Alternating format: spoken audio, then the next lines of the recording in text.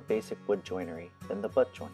A butt joint is nothing more than when one piece of wood butts into another, most often at a right angle or square to another board, and is fastened using mechanical fasteners. This type of joint is often used in wall framing on construction sites. A mitered butt joint is nearly the same as a basic butt joint, except that the two boards are joined at an angle instead of square to one another. The advantage is the mitered joint will not show any end grain and is more aesthetically pleasing. However, the mitered butt joint isn't all that strong. A pocket hole involves cutting a slot and pre-drilling a pilot hole at an angle between two boards before connecting the two with a screw. This pre-drilling needs to be very accurate, so it's typically accomplished by using a jig. Pocket joints work great for cabinet face frames and other similar applications where a lot of strength is not needed. A dado is nothing more than a square groove slot on one board where another board will fit. Similar to tongue and groove joinery, this is a commonly used wood joint for connecting plywood, such as building cabinetry.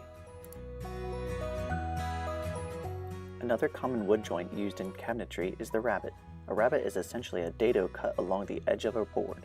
Rabbets are often used at the back of cabinets and other similar assemblies for attaching the back to the sides of the box, adding a considerable amount of strength to the assembly.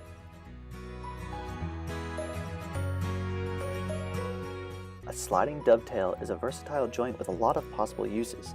A good way to think of it is as a locking dado. The half-lap joint is where half of each of the two boards being joined is removed, so that the two boards being joined together flush with one another. This type of wood joint can obviously weaken the strength of the two adjoining boards, but also is a stronger joint than butt joints. There are a number of projects where this type of wood joint is quite desirable in spite of its drawbacks.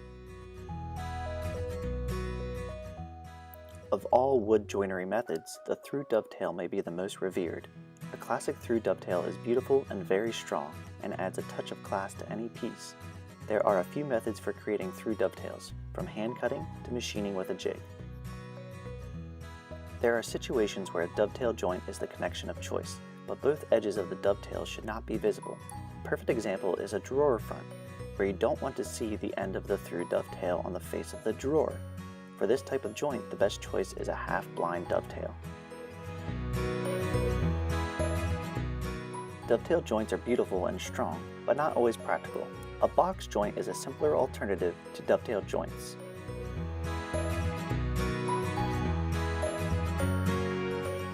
A mortise and tenon is a classic wood joinery method. These joints have been used since the early times of woodworking and are still among the strongest and most elegant methods for joining wood. When joining two boards square to one another along a long edge, one can simply butt the joint together and hold it with fasteners. However, the tongue and groove joint is much stronger and provides more adjoining surface areas, which is particularly useful if you are going to glue the joint. Another method for joining boards along the edges, like the tongue and groove joint, is to cut slots and use beechwood wafers known as a biscuit to hold the boards in place. This is a very useful modern woodworking joint, particularly for creating tabletops, relying on glue and the swelling of the beechwood biscuit to hold the boards in place.